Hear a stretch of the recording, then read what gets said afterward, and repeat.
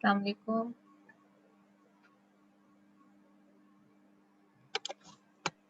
वालेकुम अस्सलाम ma'am.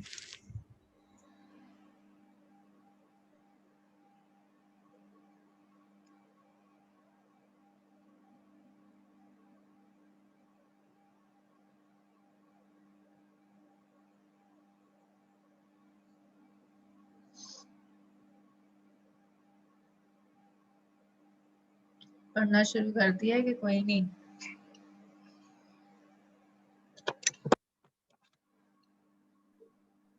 Ma'am कर दिया थोड़ा थोड़ा, आहिस्ता आहिस्ता फिर होगा। कर दे, इसलिए कि इसमें बहुत सारे हमने मेथड पढ़ने हैं, लिहाजा हर रोज एक मैम नया अभी तो इसका तो नहीं पढ़ रहे, अभी तो हम वही थर्ड सेमेस्टर का ही पढ़ रहे हैं दोबारा से। सुना है पेपर होने वाले हैं। वो आ गई है डेट शीट? कोई कोई भी नहीं आई अभी। मैम सुना है कि जून में जो है ना, जब अभी कह रहे हैं कि ओपन हो जाएंगे सारे कॉलेजेस वगैरह, तब सुना है कि पंजाब यूनिवर्सिटी भी अपनी डेट शीट भेज देगी। जब भेजेगी तो पढ़ लेना। और मैम अगर उन्होंने भेजी और 3 दिन बाद पेपर हुआ तो फिर? इतने नहीं है, दो दो हफ्ते पहले ही भेजेंगे। मैम आपको पता तो है, पागल हैं वो, उनका पता कोई नहीं चलता।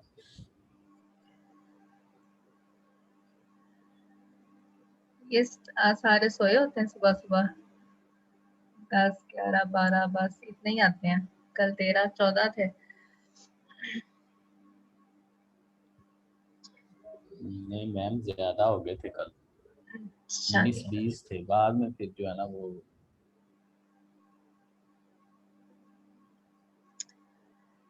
कल हमने क्या पढ़ा था? मेथड कौन सा था?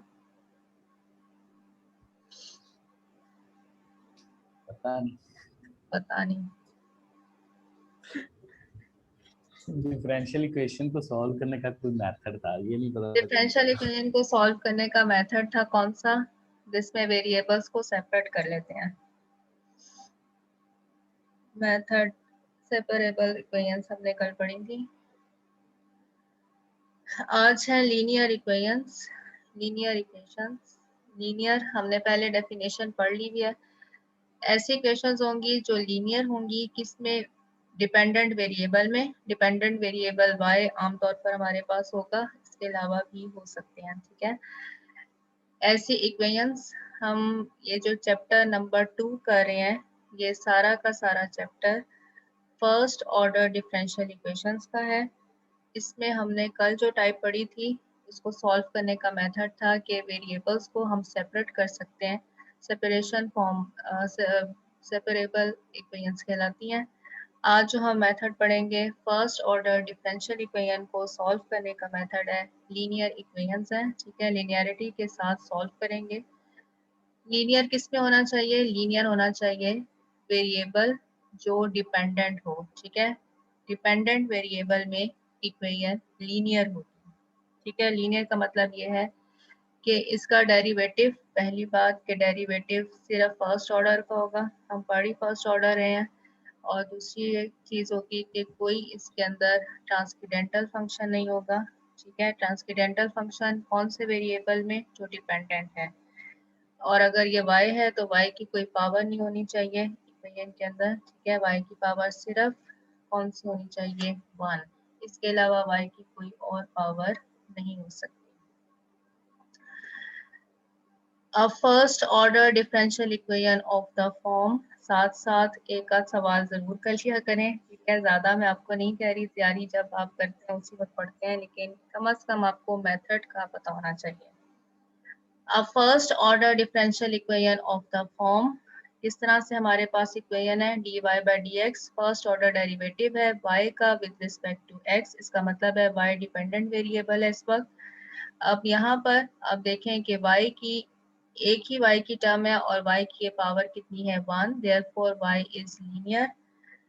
ये जो फंक्शन है a1 ये x का फंक्शन है, x इंडिपेंडेंट है। हमें इंडिपेंडेंट को चेक नहीं करना इस वक्त, हमने डिपेंडेंट को चेक करना है। ठीक है, लिनियरिटी चेक करेंगे डिपेंडेंट वेरिएबल की। इसी तरह से ये a नॉट x है, ये भी हमारे पास x का फंक्शन है। gx ये भी हमारे पास x का फंक्शन है। ठीक है, सिर्फ आपको ये पता होना चाहिए कि यहाँ पर y की पावर सिर्फ 1 और dy by dx की कोई पावर नहीं होगी। is said to be a linear equation in the dependent variable y. if gx equals to 0, equation number 1 में अगर हम gx को 0 के बराबर कर देते हैं, देन क्या होगा? हमारे पास राइट हैंड साइड 0 के इक्वल हो जाएगी।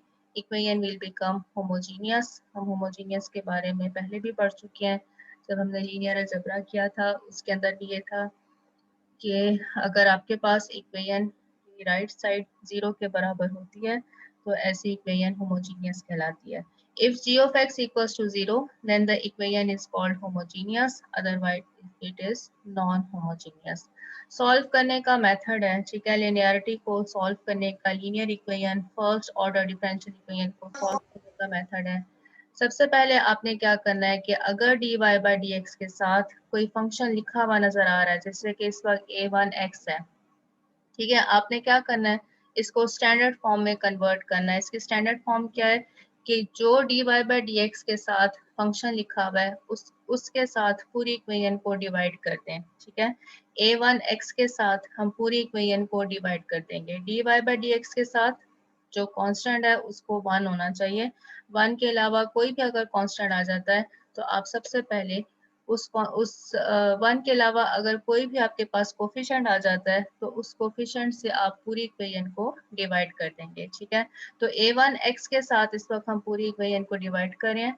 a1x के साथ डिवाइड करने के बाद यहाँ पर हमारे पास आ जाएगा dy by d x plus a not x divided by a1x। इसको हम नाम दे देंगे किसका, कि ये p1x बन जाता है। ठीक है, हम इसको डिवाइड कर रहे हैं। यहाँ पर ये a1x आया, ठीक है, ये कैंसिल हुआ। इसी तरह से यहाँ पर हमारे पास a1x आया, ठीक है, a1 हमारे पास फंक्शन है सिर्फ वेरिएबल x का। ठीक है, इसी तरह से हमने gx के साथ भी a1x को डिवाइड कर दिया। जब हमने डिवाइड कर दिया तो क्या होगा कि dy बाई डी एक्स के साथ कोफिशिएंट 1 हो जाएगा। a not x over a1x को हम नाम दे रहे हैं किसका, px का। ठीक है, और gx जब डिवाइड होता है a1x के साथ तो इसको हम नाम दे रहे हैं किसका, f of x का। ठीक है, तो इक्वेशन की स्टैंडर्ड फॉर्म, लीनियर इक्वेशन की स्टैंडर्ड फॉर्म हमारे पास क्या आई कि d y by d x plus p x y equals to f of x. ठीक है, अब सबसे पहला काम आपने एक तो क्या करना है कि इक्वेशन को स्टैंडर्ड फॉर्म के अंदर लिखना है। ठीक है, आपको पता चल जाएगा कि इक्वेशन क्या हमारे पास लीनियर है। पहली चीज आपने खुद से इन इक्वेशंस को आइडेंटिफाई करना है। ठीक है, आइडेंटिफाई करने के बाद जब ये लीनियरिटी हमें पता चल गई, ठीक, तो हमने पी एक्स को देखना है कि पी एक्स हमारे पास क्या आता है। y के साथ जो भी टर्म है, y के साथ जो भी टर्म है वो बाजू का कांस्टेंट भी हो सकती है। ठीक है, वो हमारे पास क्या कहलाएगी, वो पी एक्स कहलाएगी। इक्वेशन को सॉल्व करने का मेथड है, हम इसकी जो प्रोसीजर है उसमें इतना ज़्यादा नहीं जाएंगे, कभी कॉलेज खुला, ठीक है, तो उस वक्त हम इसको देख लेंगे कि इसका प्रोसीजर क्या है सॉल्व करने का, क्योंकि लंबा चौड़ा प्रोसीजर है। आमतौर पर मतलब पेपर के हवाले से अगर बात करें तो ये पूछी जाने वाली चीज़ नहीं है। आपको ये बात पता होनी चाहिए कि हमें इसे सॉल्व करने का मेथड कौन सा आउट करेंगे। ये जो मेथड कहलाएगा, जो प्रोसीजर कहलाएगा, इसका एक ख़ास नाम है वेरिएशन ऑफ पैरामीटर्स। ये बात याद रखें। ठीक है, लीनियर इक्वेशंस को सॉल्व करने का जो मेथड है उसका एक नाम है, क्या नाम है, वेरिएशन ऑफ पैरामीटर्स। अगर हमारे पास लीनियर इक्वेशन है, लीनियर इक्वेशन की स्टैंडर्ड फॉर्म हमने पढ़ ली कि d y by d x plus p x y, ठीक है, p x y is equal to f of x. ये इक्वेशन होमोजीनियस भी हो सकती है और नॉन होमोजीनियस भी हो सकती है। हमारे पास ये जो फंक्शन एफ ऑफ एक्स है ये 0 के बराबर हो भी सकता है और नहीं भी हो सकता। दोनों सूत्रों में सॉल्व करने का मेथड सेम रहेगा। हमने इसको सॉल्व करना है किस तरह से, हमें सबसे पहले एक इंटीग्रेटिंग फैक्टर चाहिए। ठीक है, इंटीग्रेटिंग फैक्टर क्या चीज़ है कि यहाँ पर जो आपके पास पी एक्स है, ठीक है, सॉल्व करने का मेथड है कि ये जो हम इसको लिखेंगे पी एक्स, वाई के साथ जो भी टर्म होगी ये पी एक्स है हमारे पास। इंटीग्रेटिंग फैक्टर हम किस तरह से फाइंड करेंगे, इंटीग्रेटिंग फैक्टर का मतलब है कि हमें एक ऐसा फैक्टर फाइंड करना है कि हम उस फैक्टर को इस पूरी इक्वेशन के साथ मल्टीप्लाई कर दें, तो फिर हमारे पास इक्वेशन सॉल्व हो जाएगी। ठीक है, इंटीग्रेटिंग फैक्टर हम किस तरह से फाइंड करेंगे, आई एफ के साथ आप इसे शो कर देंगे। इट इज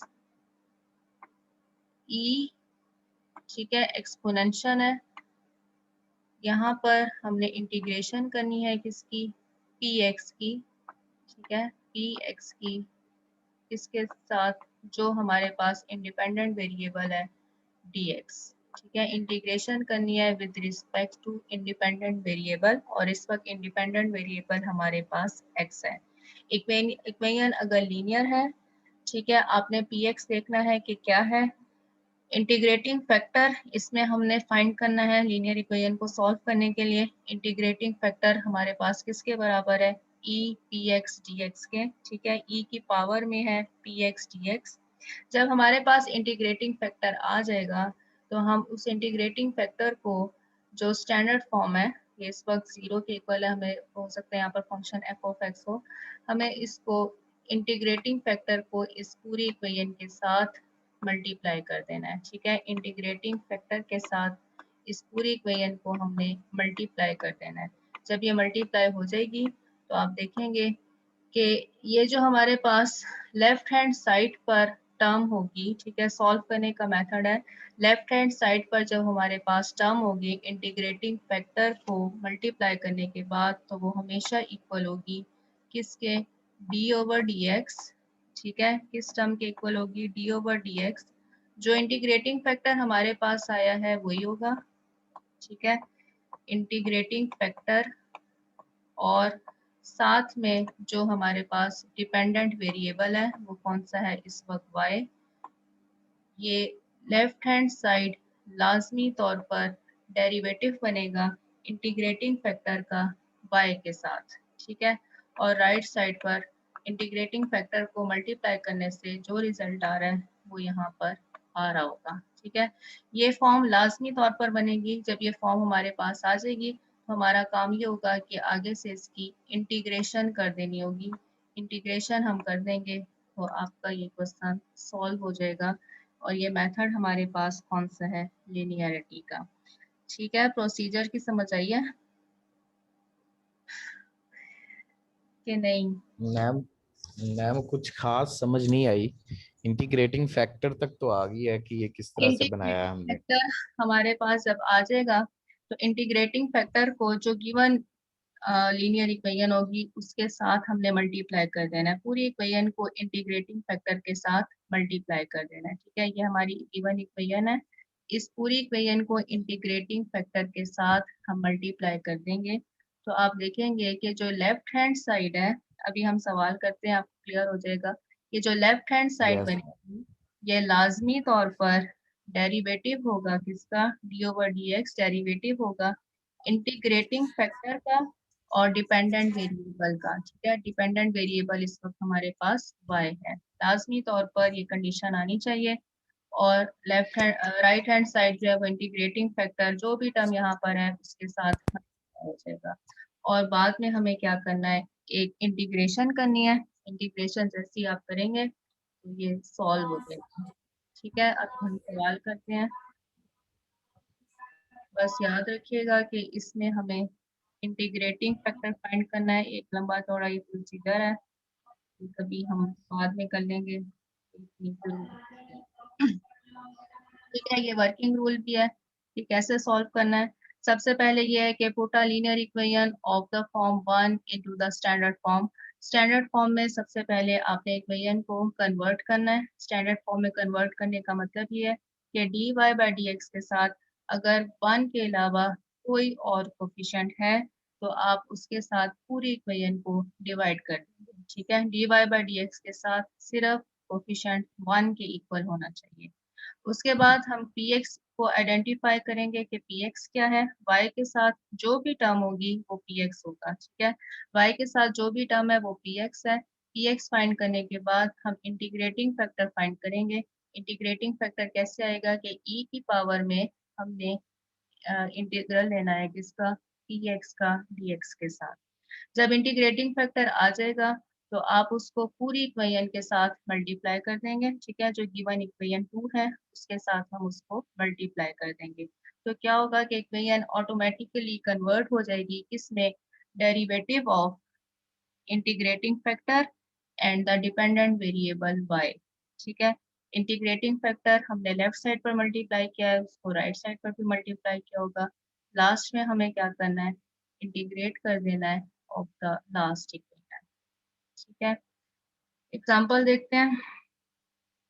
पहली है हमारे पास कि अच्छा ये जरूरी नहीं है, बाज़ औक़ात ऐसा भी होता है कि एक ही सवाल मेथड ऑफ जो कल हमने पढ़ा था कि वेरिएबल को सेपरेट करते हैं उससे भी सॉल्व हो जाएगा, और वो सवाल जो है वो लिनियरिटी के साथ भी सॉल्व हो सकता है। तो आपको जो बेहतर लगे आप उसके साथ कर लें।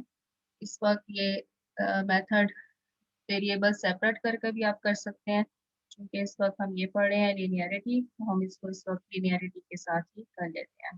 ठीक है, एक से हर सवाल को सॉल्व करने के एक से ज़्यादा मेथड हो सकते हैं। ठीक है जी, अब d y by d x minus 3y 0। ठीक है, होमोजीनियस इक्वेशन है, राइट साइड 0 के इक्वल है। होमोजीनियस हो या नॉन होमोजीनियस हो सॉल्व करने का एक ही मेथड है। ठीक है जी, अब सबसे पहले हमने देखना है कि क्या ये जो इक्वेशन हमें गिवन है ये स्टैंडर्ड फॉर्म में है। ठीक है, स्टैंडर्ड फॉर्म हमारे पास क्या है कि d y by d x plus क्या होना चाहिए, पी एक्स होना चाहिए, और साथ में y is equal to f of x. ये स्टैंडर्ड फॉर्म है। इस वक्त एफ ऑफ एक्स 0 है। ठीक है, d y by d x के साथ कोफिशिएंट 1 होना चाहिए, कोफिशिएंट 1 ही है। अब y के साथ जो टर्म है, y के साथ हमारे पास टर्म कौन सी है, -3। ठीक है जी, y अब आपने यहाँ पर नहीं लिखना, y के साथ जस्ट जो टर्म है उसको आपने देखना है। तो y के साथ जो टर्म है वो हमारे पास p ऑफ x है। ठीक है, p ऑफ x की वैल्यू कितनी है, -3। हमारा काम क्या है, हमने इंटीग्रेटिंग फैक्टर फाइंड करना है। इंटीग्रेटिंग फैक्टर हमारे पास किस तरह से आएगा, आई एफ के साथ शो किया, ये बराबर होगा किसके, एक्सपोनेंशियल। एक्सपोनेंशियल में हमने इंटीग्रल लेना है किसका, पी एक्स का, तो पी इस वक्त हमारे पास -3 है और डी एक्स के साथ, ठीक है। अब -3 इसकी इंटीग्रेशन करेंगे तो ये क्या बन जाएगा, e -3 और x।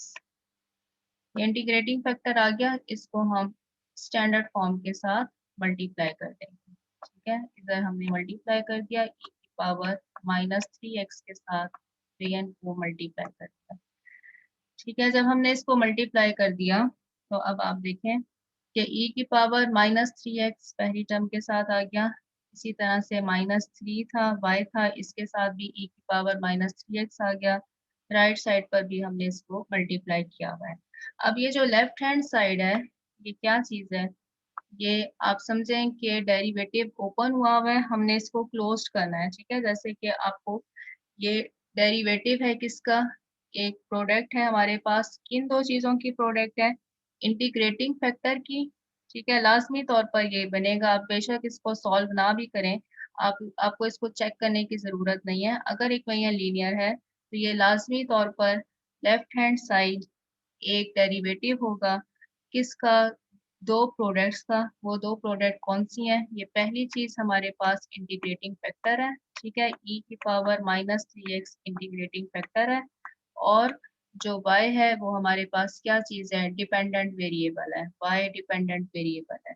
मतलब कि ये हमें डेरिवेटिव ओपन हुआ है हमारे पास, हमने इसको क्लोज कर दिया है in terms of product rule, ठीक है। प्रोडक्ट रूल लगाकर हमने इसको क्लोज कर दिया हुआ है।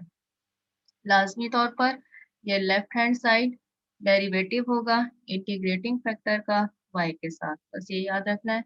इक्वल्स टू 0, इस वक्त 0 है, हमें इसको इंटीग्रेट कर देना है अब, ठीक है। जब हम इसकी इंटीग्रेशन करेंगे, यहाँ पर भी आपने इंटीग्रेशन का साइन लगाया, यहाँ पर भी आप इंटीग्रेशन का साइन लगाएंगे, ठीक है। dx पहली टर्म में इंटीग्रेट, आप जानते हैं कि डेरिवेटिव और इंटीग्रेशन एक दूसरे का रिवर्स रूल है, कैंसिल हो जाएंगे, मतलब कि हमें कुछ यहाँ पर करने की ज़रूरत नहीं है, सिर्फ e की पावर -3xy रह जाएगा। राइट साइड पर हम इसका क्या कर लेंगे, इंटीग्रल ले लेंगे, और जब आप 0 का इंटीग्रल एक कांस्टेंट टर्म आएगी, ठीक है ना, 0 का इंटीग्रल एक कांस्टेंट टर्म आई, हम इसे y के लिए सॉल्व कर लेंगे, y बराबर हो जाएगा e की पावर को हम दूसरी तरफ शिफ्ट कर लेते हैं, e की पावर 3x और साथ में क्या आ रहा है, कांस्टेंट। अब हमने देखना है, आपके सवाल की रिक्वायरमेंट इस वक्त नहीं है, लेकिन जो सवाल आपने करने हैं, सॉल्व करने हैं, उसमें ये रिक्वायरमेंट है कि आप ये बता दें कि ये जो आपके पास डेरिवेटिव डिफरेंशियल इक्वेशन है और जो सोल्यूशन आ रहा है वो कौन से इंटरवल पर डिफाइन है, ठीक है। तो कौन से इंटरवल पर डिफाइन है, आप देख लें कि e की पावर 3x आपके आंसर में आ रहा है। अब एक्सपोनेंशियल फंक्शन x की हर वैल्यू के लिए डिफाइन होते हैं, आप x की कोई भी वैल्यू लिख लें, एक्सपोनेंशियल फंक्शन उसके लिए डिफाइन होता है, ठीक है। इसलिए जो x की रेंज आ रही है या x का इंटरवल आ रहा है वो -इंफिनिटी से लेकर +इंफिनिटी तक आ रहा है। और दूसरी बात ये कि यहाँ पर x की कोई भी ऐसी वैल्यू नहीं है, गिवन इक्वेशन के अंदर x की कोई भी ऐसी वैल्यू नहीं है जहाँ पर फंक्शन अनडिफाइन हो जाए। तो सवाल अभी आएंगे जहाँ पर फंक्शन अनडिफाइन हो रहा होगा, हम उसी हिसाब से फिर इस इंटरवल को डिस्कस करें। क्लियर है, मेथड समझ आ गया? मैम ये इंटीग्रल की दोबारा बताएं।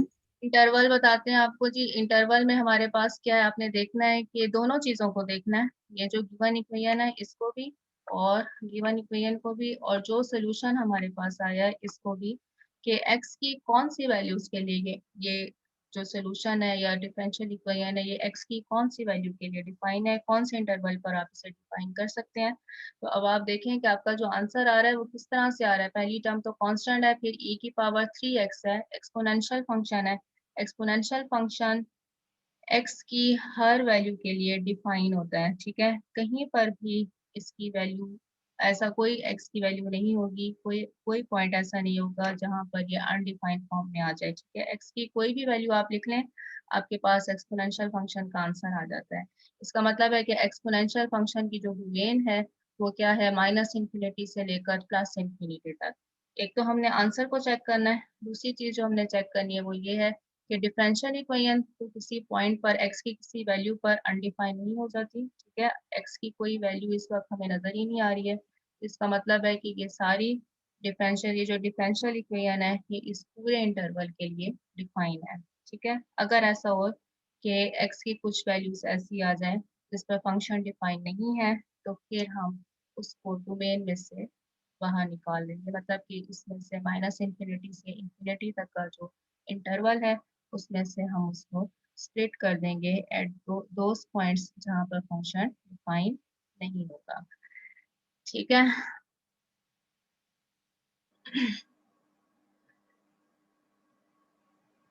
नेक्स्ट ये नॉन होमोजीनियस के लिए काम हुई है। सिर्फ यहाँ पर इक्वेशन में क्या फ़र्क है कि 6 आ गया है, नॉन होमोजीनियस हो गई है। तो अभी हम और सवाल करते हैं, इसको डिस्कस करने की ज़रूरत नहीं है, अपनी एक्सरसाइज करेंगे।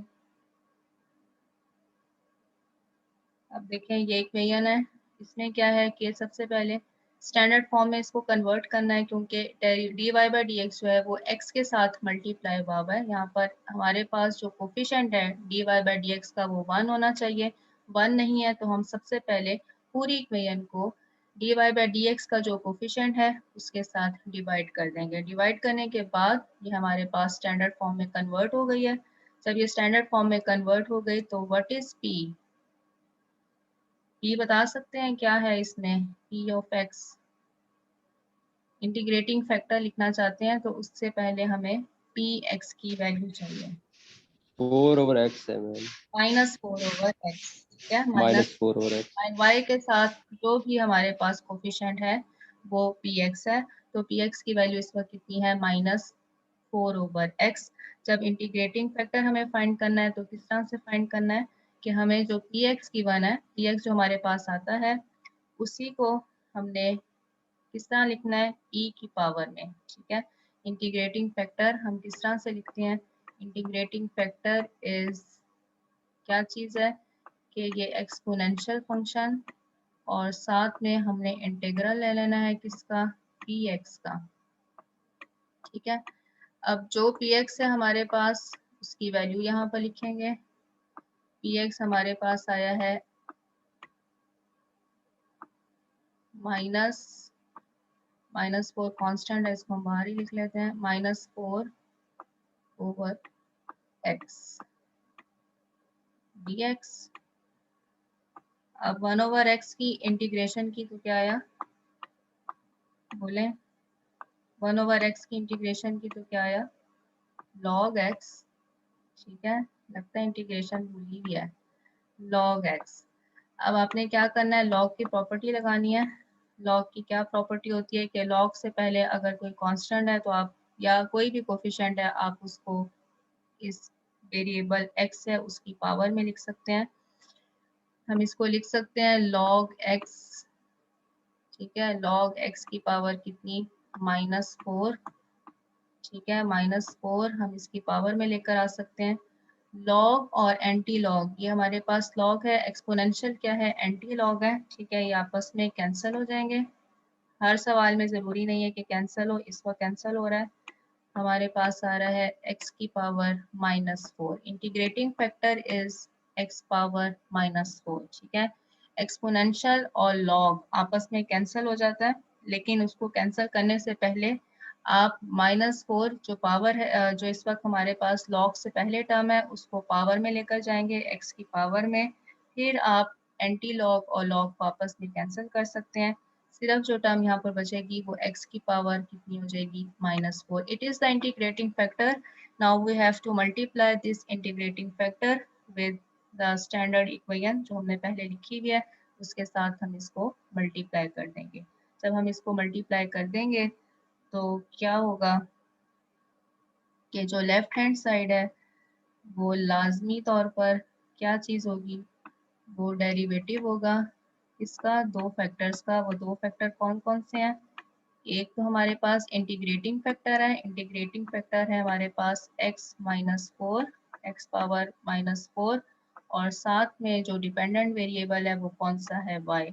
ठीक है, इसको आपने चेक करना नहीं है, ये लाजमी तौर पर यही बनेगा। चेक करना चाहें तो बेशक करके देख लें।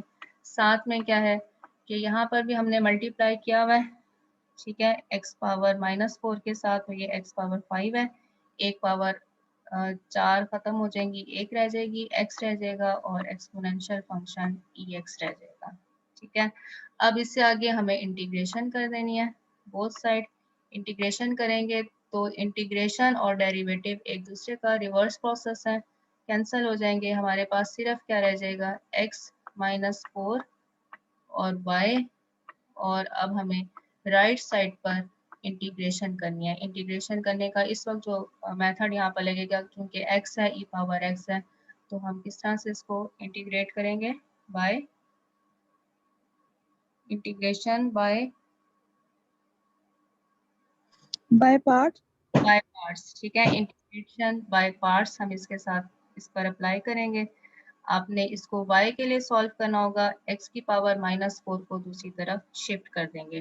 ठीक है, इंटीग्रेशन आपको आनी चाहिए, बार बार मैं आपसे कह रही हूँ, अगर इंटीग्रेशन नहीं आती है या भूल चुके हैं तो एक दफ़ा चैप्टर नंबर 3 सेकेंड ईयर का देख लें। ठीक हो गया। अब हमने देखना है, जो अभी हम देख रहे थे लास्ट एग्जाम्पल में भी हमने किया था, कि कौन सा इंटरवल है जिस पर दोनों चीज़ें, ये जो इक्वेशन गिवन इक्वेशन है वो भी, और जो हमारे पास आंसर आ रहा है वो दोनों, उन दोनों को चेक करना है कि कौन सा इंटरवल है जिसके लिए ये डिफाइन होगा।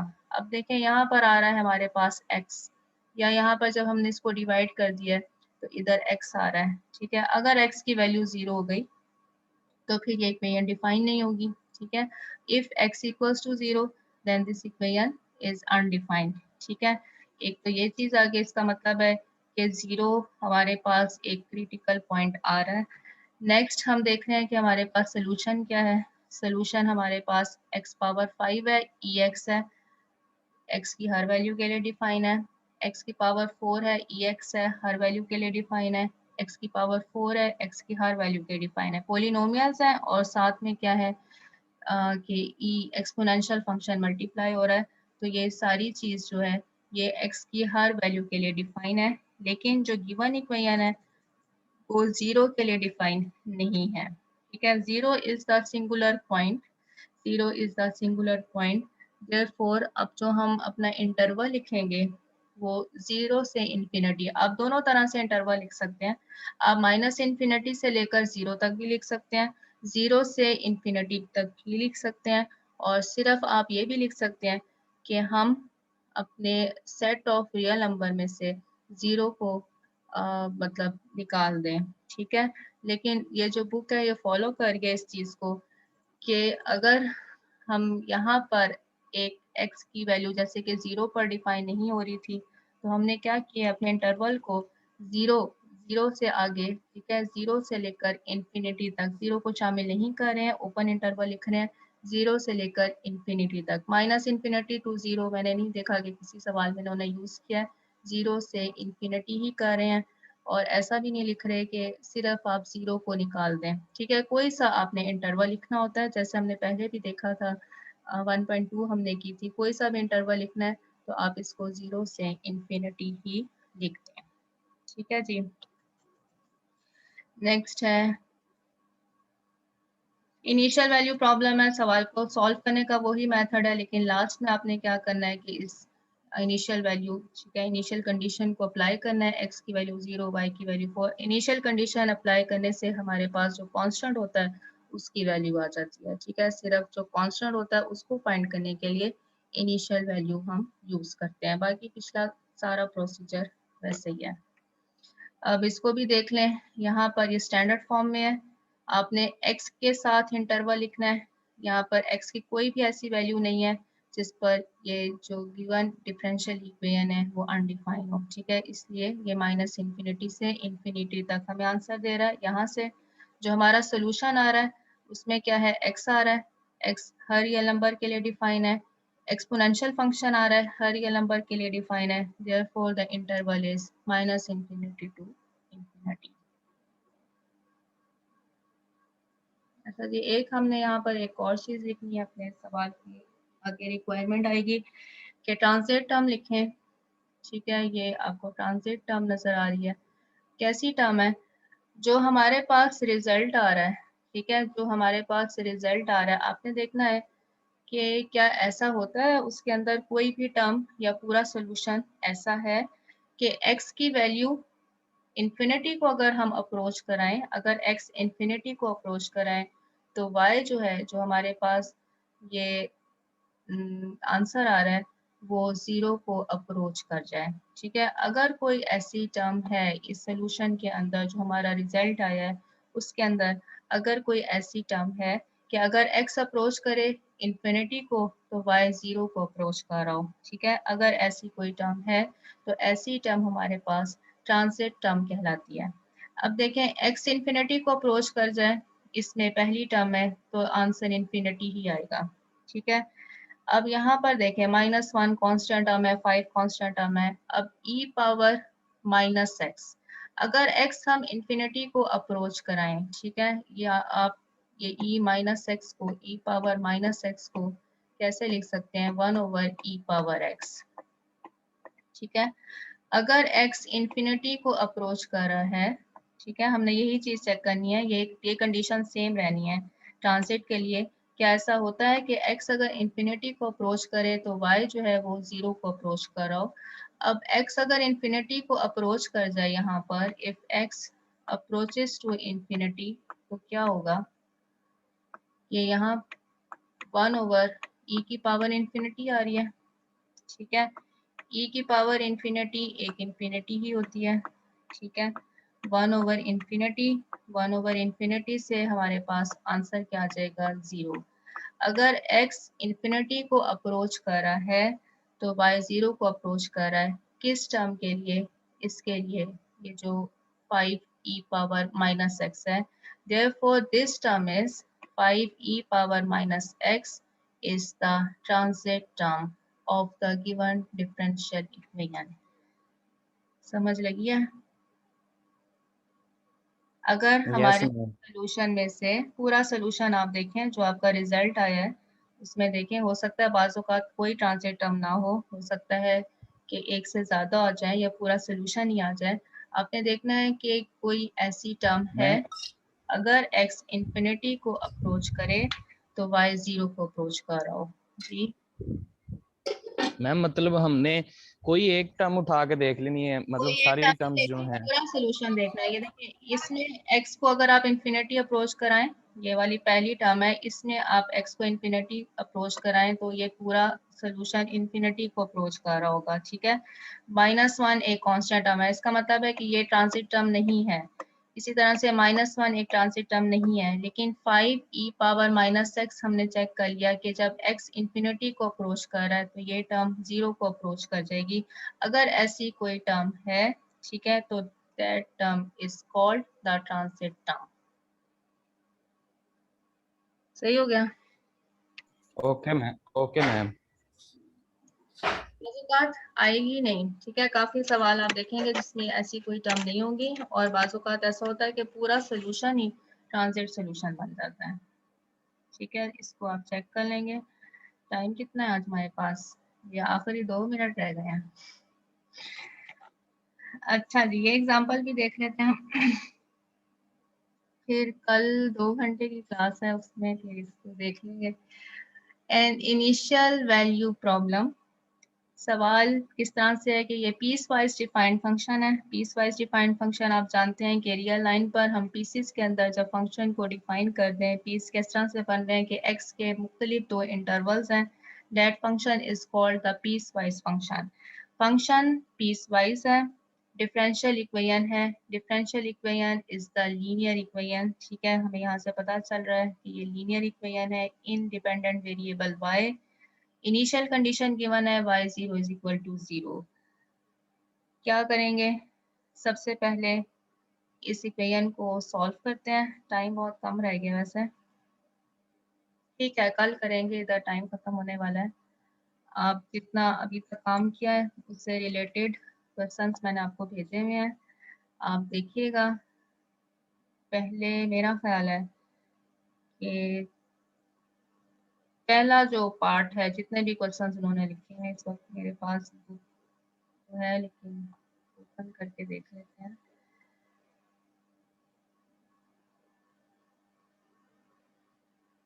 जी 1 to 24 आप कर सकते हैं, ठीक है, 1 to 24 आप कर सकते हैं, इनको ट्राई कीजिएगा। और ये काम है अभी आपका। Okay, okay ma'am. अल्लाह हाफिज़। ओके मैम, अल्लाह हाफिज़।